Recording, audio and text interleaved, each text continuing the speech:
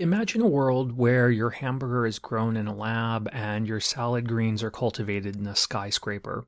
Picture a future where your grocery store shopping is guided by your DNA, ensuring every bite you take is perfectly tailored to your nutritional needs. As we stand at the intersection of science, technology, and sustainability, the way we produce, consume, and think about our food is poised for radical transformation. What was once science fiction is rapidly becoming reality, as the future of food is being written right before our eyes. There are a variety of new technologies on the horizon, some closer than others, and so in this video, we're going to explore some of the emerging technologies that could radically restructure our food system. And we'll start with precision agriculture, sometimes also called precision farming or smart farming. Precision agriculture integrates a variety of digital technologies to monitor and optimize agricultural production processes. In precision farming, geospatial technologies provide detailed mapping and data collection, allowing farmers to understand field variability, and smart sensors connected to the Internet of Things are deployed throughout the fields to monitor soil moisture, temperature, nutrient levels, and crop health, and identify specific weeds in real time. Since 2023, for example, high-end John Deere See and Spray sensors have been equipped with cameras and AI trained to identify crops and weeds before spraying herbicides within 1/4 inch accuracy. According to the company, this has the promise to reduce the spray volume by 2/3, saving money on herbicides and fuel, and reducing airborne chemical drift by 87% and chemical runoff by 93%. Drones and satellite imagery are used for aerial surveys, gathering detailed images of crops and providing early detection for issues like pest infestation or nutrient deficiencies. Data analytics and machine learning are applied to analyze the data collected to provide actionable insights and recommendations for farmers, which can then be carried out by automated machinery, including tractors and harvesters equipped with GPS and sensors to operate with high precision, optimizing planting, watering, and harvesting processes. While several barriers, including the high cost of the technology and infrastructure, concerns over data privacy and security, and the need to develop the technical expertise necessary to effectively use the tools of precision agriculture, smart farming nevertheless provides a variety of possible benefits. Precision agriculture could enable farmers to apply water, fertilizers, and pesticides more accurately, reducing waste and ensuring that resources are used where they're needed most. This could lead to higher crop yields and better quality produce. Further, by optimizing resource usage, precision farming could help conserve water and reduce overuse of chemicals, minimizing the environmental footprint of agriculture. This is particularly important in areas facing water scarcity and environmental degradation. And from the farmer's perspective, the targeted application of inputs could lower the total input costs, permitting farmers to spend less on water, fertilizers, and pesticides. The improved efficiency of farm operations could also reduce labor costs. Smart farming could help farmers adapt to climate variability by providing real-time data and predictive analytics, thereby allowing for better planting and management of crops under changing weather conditions. Ideally, such advances might also help meet the goals of improving food yields and thus food security. But on the downside, such technologies are incredibly expensive. When the cost is amortized across a large farm, it can increase profitability. But the cost of the technology is high and growing more expensive, $200,000 or more for a large tractor, up to $500,000 for a combine, $200,000 for a planter, $100,000 for a new sprayer or baler. A farmer trying to start out could easily need to take on $1 million in debt or more just for the new farm equipment. As every technological advance promises a small increase in efficiency per acre, the larger the farm, the greater the benefit, and therefore, the more likely the technology is to be adopted. As a result, technological innovation in agriculture tends to benefit the largest farms first, encouraging further farm concentration and consolidation and increasing inequality between farmers. And even into the future, John Deere and other agricultural equipment manufacturers are developing fully autonomous farming systems. Deere says it's aiming to have a fully autonomous production system for corn and soybeans by 2030, essentially removing the farmer from the farm altogether. Another near-term technology is vertical farming. Vertical farming is a method of growing crops in vertically stacked layers, often integrated into other structures like skyscrapers, shipping containers, or repurposed warehouses.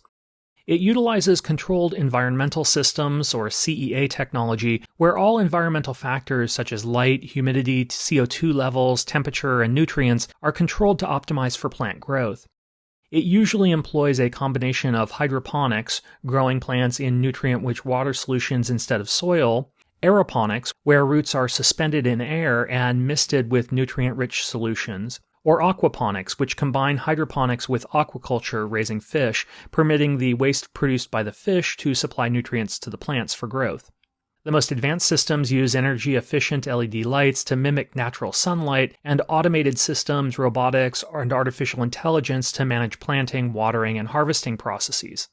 Vertical farming faces similar challenges to precision agriculture, with high initial startup costs and new required specialized knowledge and expertise for farmers.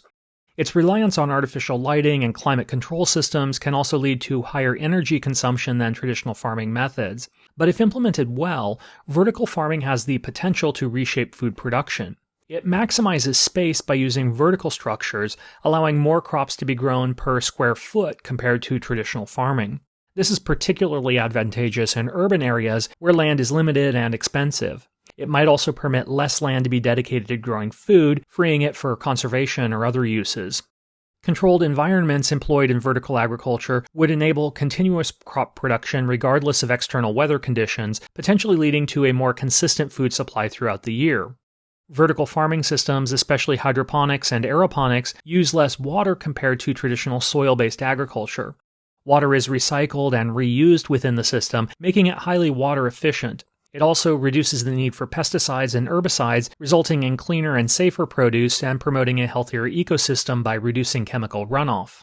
And by situating farms closer to urban centers, vertical farming could reduce the distance food travels from farm to table, lowering transportation costs and carbon emissions and ensuring fresher produce for consumers. Research into alternative production of proteins is also currently underway.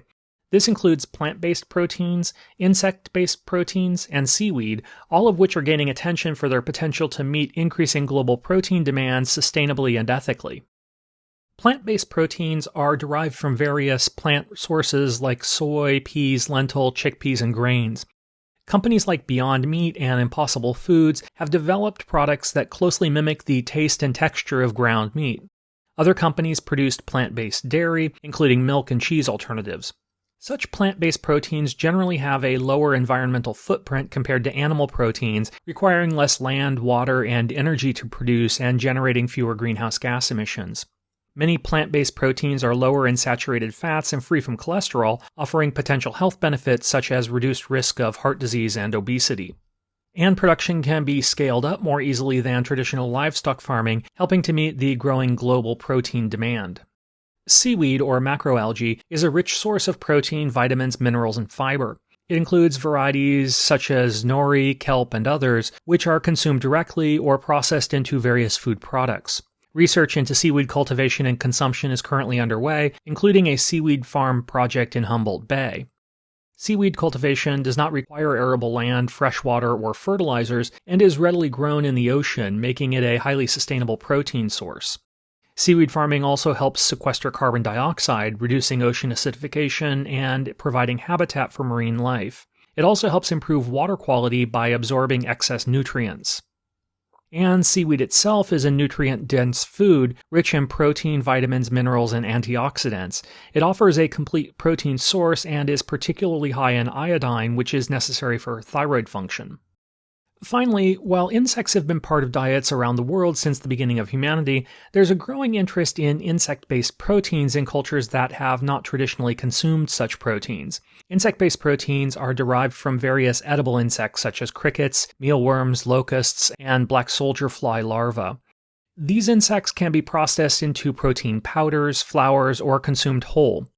Insect farming, known as entomophagy, is gaining traction as a sustainable and efficient alternative protein source. Insects are incredibly nutritious. They are a rich, high-quality protein, often comparable to or even exceeding that of traditional meat sources. For example, crickets contain around 60 to 70% protein by dry weight. Insects provide all 9 essential amino acids required for human health, making them a complete protein source. They're also abundant in essential vitamins and minerals, including iron, zinc, magnesium, and B vitamins. Many edible insects also contain beneficial omega-3 and omega-6 fatty acids commonly found in fish and other healthy proteins. Insects are highly efficient at converting feed into protein.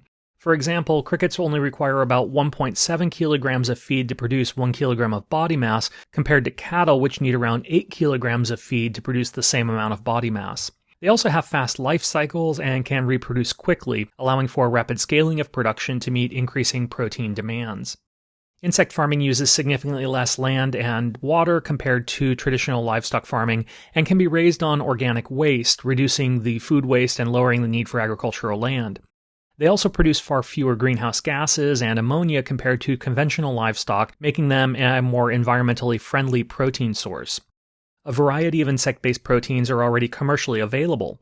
Cricket-based protein powder is used in protein bars, shakes, and baked goods, where it's valued for its high protein content and neutral taste. Mealworm flour can be incorporated into pasta, breads, and snacks, offering a sustainable protein boost.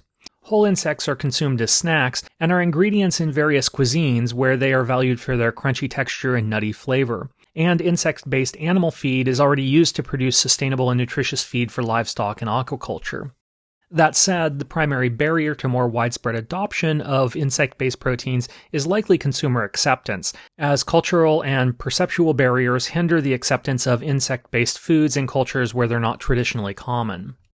Slightly further into the future, although still close on the horizon, cellular agriculture promises the development of agricultural products such as meat, dairy, and other animal-derived materials from cell cultures rather than from whole plants or animals, leveraging advances in cell biology, tissue engineering, and synthetic biology to create products in controlled environments like laboratories and bioreactors. While sometimes labeled lab-grown meat, cellular agriculture actually encompasses not just cultured meats, but also cell-cultured dairy and leather as well, all potentially permitting the production of meat and meat products without the need to raise or slaughter animals. The technology behind this process has already been proven, and scientists have already produced cultivated chicken, beef, pork, seafood, and even foie gras. While the cost of production was initially quite high, with the first lab-grown hamburger costing over $300,000 in 2013, technological advances and economies of scale have led to significant cost reductions. Indeed, some estimates suggest that the cost of producing lab-grown meat could eventually be comparable to or even lower than that of conventional meat.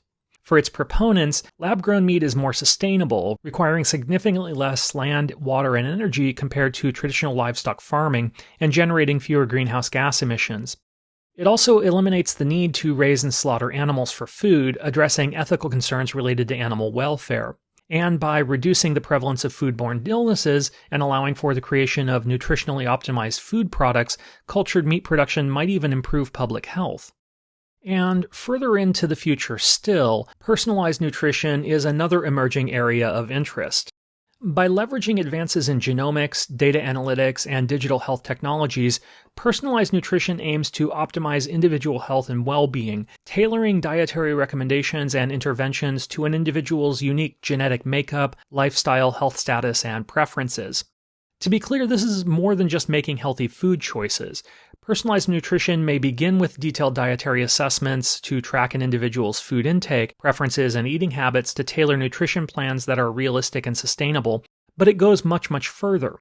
It utilizes genetic tests to analyze an individual's DNA to identify genetic variations that may affect nutrient metabolism, dietary preferences, and susceptibility to certain health conditions, gut microbiome analysis, wearable devices, and health apps to collect biometric data on physical activity levels, sleep patterns and heart rates, continuous glucose monitoring, and other real-time health tracking tools to provide data on how an individual's body responds to different foods and to make dynamic adjustments to dietary plans. As personalized nutrition advances, its proponents claim it has the potential to lead to better health outcomes by providing dietary recommendations that are specifically tailored to an individual's genetic profile, lifestyle, and health conditions. And by preventing and managing chronic diseases through personalized dietary interventions, personalized nutrition might even contribute to reducing healthcare costs. Companies like 23andMe and Nutrigenomics, for example, offer DNA-based dietary recommendations that consider genetic predispositions to certain nutrients and health conditions. Others, like Viome, offer services that analyze gut microbiome samples to provide personalized dietary advice aimed at optimizing gut health and overall well-being. Devices like Fitbit and Apple Watch combine health apps, track physical activity, and other metrics to offer personalized nutrition and fitness recommendations. And services like Habit and PlateJoy use individual health data to create and deliver personalized meal plans that align with specific dietary needs and preferences. That said, there are a number of concerns that arise from recent advances in personalized nutrition. First, as personalized nutrition relies heavily on personal data, ensuring data privacy and the ethical use of information is paramount. Robust protection measures and transparent practices are necessary to maintain consumer trust. It also raises questions about accessibility and equity. Personalized nutrition services can be expensive and may not be available to all socioeconomic groups, potentially exacerbating already sharp health divides between rich and poor. The wealthiest Americans already have an average life expectancy 10 to 15 years longer and are less likely to suffer from chronic diseases than the poorest Americans. Improvements in health resulting from personalized nutrition could likely exacerbate these differences. And finally, while the field of personalized nutrition is promising, more research is necessary to validate the effectiveness of the genetic and microbiome-based dietary interventions and the promises they lay out. Food printing is a technology that uses 3D printing techniques to create food items by depositing layers of ingredients according to digital designs. The process involves converting food-grade materials into printable forms such as pastes or gels, which are then extruded through a nozzle to build up the desired shapes and textures. The technology allows for precise control over the composition, shape, and texture of food, enabling customization for dietary needs, aesthetic preferences, or nutritional requirements. Food printing enables the creation of custom meals tailored to individual dietary needs and preferences, which can be particularly beneficial for people with specific health conditions, allergies, or dietary restrictions, allowing for precise control over nutrient composition and portion sizes. The technology can also fortify foods with additional nutrients, vitamins, minerals, all addressing nutritional deficiencies and promoting overall health. By precisely measuring and using only the necessary amount of ingredients, 3D food printing minimizes resource wastage. It can also utilize ingredients that are often considered waste, such as vegetable peels, by converting them into edible and appealing food products. This efficiency can contribute to more sustainable food production practices. The technology might also allow chefs and food designers to create intricate and novel food structures that are difficult or impossible to achieve through traditional cooking methods, opening new possibilities for culinary creativity and innovation, and enhancing the visual and sensory appeal of meals. As with all novel technologies, 3D food printing faces challenges including high initial investment costs and technical expertise requirements, consumer acceptance, and potential intellectual property limitations. Robotics and artificial intelligence, or AI, also have the potential to revolutionize our food system. We've already touched on some of these, including its potential contributions to precision agriculture and personalized nutrition. But further into the future, it's not inconceivable that AI-powered robots and drones could automate tasks like planting, weeding, harvesting, and monitoring crop health, increasing efficiency, reducing labor costs, and optimizing crop yields. In livestock production, robots might be used for tasks like milking, feeding, and monitoring of animal health, improving animal welfare, and reducing the need for manual labor. AI will likely increasingly be used to predict crop yields, disease outbreaks, and market trends, helping farmers make better decisions and mitigating risks. At the level of processing and manufacturing, automation will likely continue, with robots increasingly handling repetitive and dangerous tasks in food processing plants, improving efficiency, consistency, safety, and hygiene. AI-powered vision systems could inspect food products for defects, contaminants, and inconsistencies, ensuring higher quality and safety standards. And AI will analyze vast amounts of data to create new recipes and food products with optimized flavor, texture, and nutritional value. In the distribution phase, AI algorithms will optimize supply chain logistics, predicting demand and managing inventory to reduce waste and ensure timely delivery of food products. Robotics and AI will automate warehousing operations, including sorting, packing, and retrieving products, enhancing efficiency and reducing the risk of human error. Drones and robots can be used for last-mile delivery of food, reducing delivery times and costs. AI combined with blockchain technology could enhance food traceability, ensuring that food products are traced from the farm to the table, improving food safety by quickly identifying and addressing contamination sources. And AI will be used to analyze data from various sources to predict potential food safety issues and prevent outbreaks, ensuring the integrity of the food supply chain. And the end consumer experience might also be transformed in a multitude of ways. Robotics and AI could automate grocery store operations, including restocking shelves, managing inventory, and providing personalized shopping assistance. At home, AI-powered kitchen appliances like smart ovens and refrigerators would suggest recipes based on available ingredients, track expiration dates, and even automatically order groceries online to ensure consumers never run out of their favorite products.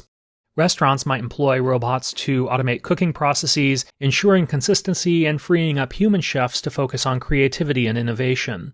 Robotic waiters and bussers might be used to take orders, serve food, and clear tables. And AI-generated personalized menus based on customer preferences, dietary restrictions, and health goals could customize the dining experience. But this future would come with a number of costs. The automation of agriculture and food processing tasks may lead to the displacement of workers in those sectors. The initial investment in robotics and AI technologies will likely be high, potentially limiting the adoption by small-scale farmers and food producers and intensifying inequality both between large and small-scale farmers and between wealthier and poorer consumers. The use of AI in collecting and analyzing personal health data raises ethical and privacy concerns. And the development of AI and robotics in food production and processing would require a clear regulatory framework to ensure safety and compliance, including setting standards for AI algorithms and robotic systems, which have yet to be developed. Nevertheless, as the explosion of ChatGPT and other large language models demonstrated in other areas, advances in robotics and artificial intelligence have the potential to transform our food and food systems in profound ways. The next three innovations all fall under the broad category of biotechnology, which encompasses a variety of tools and approaches for modifying living organisms. While traditional plant and animal breeding efforts, brewing and fermentation are all examples of biotechnology, in the contemporary era, biotechnology has come to be associated with more advanced tools like gene editing, cloning, bioremediation, cell culture, and so on. Our first, gene editing, has the potential to revolutionize food production, permitting scientists to make precise, targeted changes to the genetic code, the DNA, of plants and animals. Traditional plant and animal breeding was an intensive and time-consuming process, often relying as much on luck as science to develop new traits within specific species. New technologies like CRISPR, clustered, regularly interspaced, short palindromic repeats, permit scientists to identify and modify specific genes within an organism's DNA, shortening the time required to develop new traits and even permitting the transfer of genetic information between unrelated species. Gene editing offers a variety of exciting possibilities in agriculture. CRISPR could be used to develop crops with improved traits, such as higher yields, disease resistance, drought tolerance, and enhanced nutritional content, potentially creating crops that are resistant to pests and diseases and reducing the need for chemical pesticides. Similarly, gene editing could improve livestock by enhancing traits like growth rate and disease resistance, improving animal health, reducing economic losses, and improving meat quality. CRISPR could also enhance food quality and safety, for example, by removing allergens and harmful substances from food products. It could also be used to extend the shelf life of perishable foods, reducing food waste. And by creating crops and livestock that require fewer resources, CRISPR could contribute to more sustainable agricultural practices, reducing the need for water, fertilizer, and pesticides, and thereby helping to reduce the environmental impact of farming. Already, CRISPR has been used to create rice varieties that are resistant to bacterial blight, a major disease affecting rice production globally, to develop wheat and maize varieties that can withstand drought conditions, and to produce pigs that are resistant to the porcine reproductive and respiratory syndrome, or PRRS, a disease that causes significant economic losses in the swine industry. Future research might work to adapt to climate change by developing crops and livestock that can adapt to changing environmental conditions and to preserve biodiversity by creating diverse crop varieties that can thrive in different environments, reducing the reliance on a few dominant crop species. And into the future, gene editing could even be used to tailor crops to meet specific dietary needs, enhancing the nutritional value of foods to combat malnutrition and diet-related diseases. Or it could be used to create entirely novel products and new food markets altogether. Synthetic biology is a relatively new field that combines principles from biology, engineering, and genetics, as well as computer science, to design and construct new biological entities or to redesign existing biological systems. This involves the manipulation of DNA, RNA, proteins, and other biomolecules to create organisms with novel traits or capabilities. In the context of food, synthetic biology holds immense potential to transform how we produce, process, and consume food. Synthetic biology enables the development of biofertilizers and biopesticides that are more environmentally friendly than traditional chemical fertilizers and pesticides. These biological alternatives can reduce the environmental impact of agriculture and promote sustainable farming practices. Scientists are also working on engineering crops to fix atmospheric nitrogen, reducing the need for synthetic nitrogen fertilizers, potentially lowering agricultural costs and decreasing pollution from fertilizer runoff. Synthetic biology might also be used to develop rapid and accurate diagnostic tools for detecting foodborne pathogens and contaminants, ensuring food safety and quality. For example, synthetic biology might develop biosensors and antimicrobial agents that can detect and eliminate foodborne pathogens, enhancing food safety throughout the supply chain. Or they could engineer microorganisms to produce natural preservatives that extend the shelf life of food products, reducing food waste. Synthetic biology plays a crucial role in developing some of the alternative protein sources we discussed earlier. Similarly, precision fermentation, used in synthetic biology, allows for the engineering of microorganisms to produce proteins that can serve as alternative food sources. These proteins can be used to create plant-based meats, dairy substitutes, and other protein-rich foods, reducing reliance on animal agriculture. Examples include the production of animal-free proteins such as dairy proteins and egg proteins, or even the cultured, lab-grown meat we explored earlier. This approach could offer a more sustainable and ethical alternative to traditional animal agriculture. Synthetic biology enables the creation of new food ingredients with enhanced flavors, textures, and nutritional profiles. For example, companies are using engineered microbes to produce natural flavors and sweeteners, replacing artificial additives. Similarly, engineering microorganisms to produce natural flavors and aroma compounds can enhance the sensory qualities of food products, potentially replacing synthetic additives and improving the appeal of processed foods. Synthetic biology could even produce functional food ingredients such as probiotics, prebiotics, or bioactive compounds that offer health benefits beyond basic nutrition. Finally, synthetic biology could create more efficient and sustainable agricultural practices.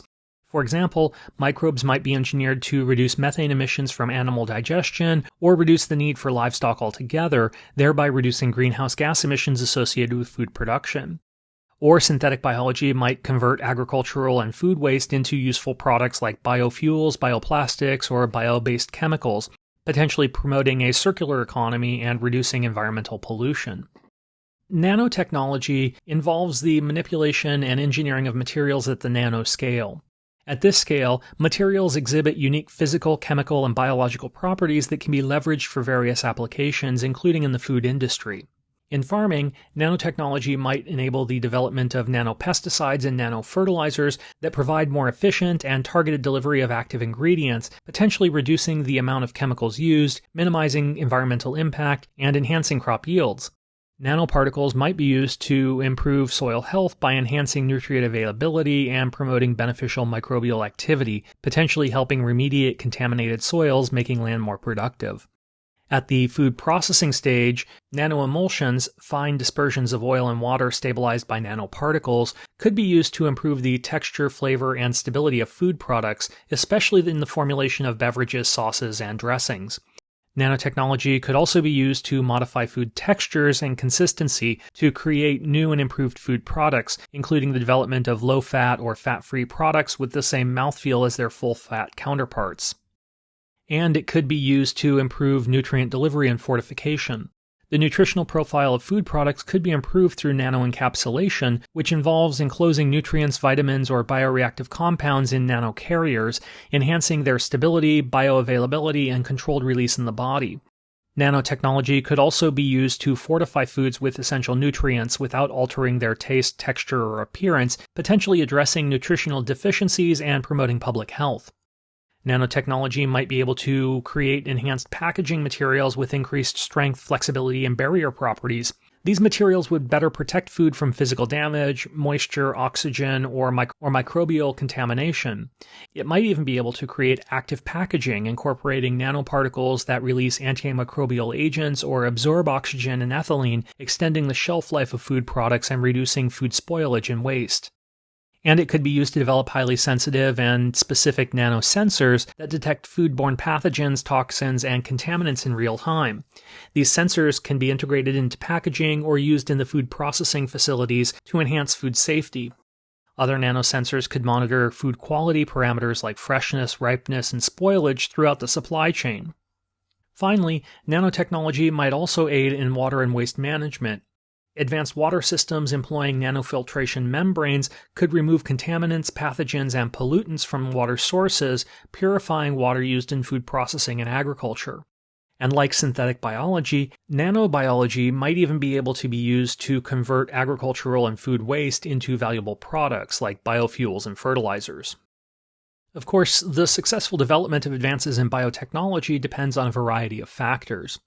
Gene editing, synthetic biology, and nanotechnology all raise a number of regulatory and safety issues that need to be addressed. The potential toxicity and health risks of nanoparticles are not fully understood, and ensuring the safety of nanomaterials used in food and agriculture is crucial, requiring rigorous testing and regulatory oversight.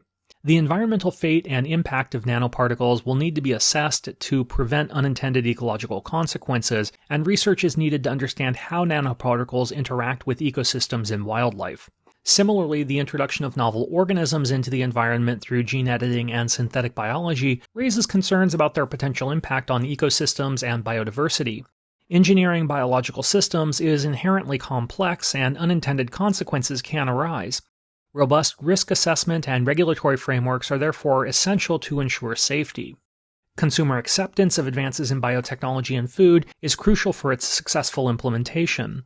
As the case of the ill-fated Flavor Saver tomato demonstrated, the public's willingness to consume novel food items is not unlimited, and consumers will have to be convinced that the potential benefits of advances in biotechnology outweigh any perceived risks. Ethical concerns related to the use of novel technologies, including their potential impact on small-scale farmers and food producers, especially in the Global South, need to be considered and addressed to ensure the development of equitable food systems. The organisms created by biotechnology are normally subject to strict patents and intellectual property rights, which can affect the access and affordability for farmers, especially in the developing world. Finally, some critics have also raised concerns about the unintended consequences, the so-called off-target effects, resulting from edits in the genome. These so-called off-target effects raise a variety of safety concerns, potentially creating new allergens, toxins, or other harmful substances, or resulting in unpredictable traits. For example, when a crop edited for increased yield might inadvertently develop reduced nutritional value or increased susceptibility to disease due to off-target mutations. And in nature, these novel genes in cultivated crops could potentially cross-pollinate with wild relatives, leading to the spread of those genes into the wild plant populations. This could have real ecological impacts, including reducing genetic diversity within wild populations or creating superweeds that are difficult to control, potentially disrupting local ecosystems. And finally, while it's still in its early experimental stages and facing numerous technical and economic challenges before becoming viable, carbon capture utilization, or CCU, might also impact our food and food system. Essentially, carbon capture utilization involves capturing carbon dioxide or CO2 emissions from industrial processes like power plants and other sources, and then converting this captured CO2 into a useful product. Unlike carbon capture and storage, or CCS, which focuses on storing CO2 underground, CCU emphasizes transforming CO2 into value-added products like chemicals, fuels, building materials, and even food-related products. Captured carbon might be used to enhance agricultural productivity.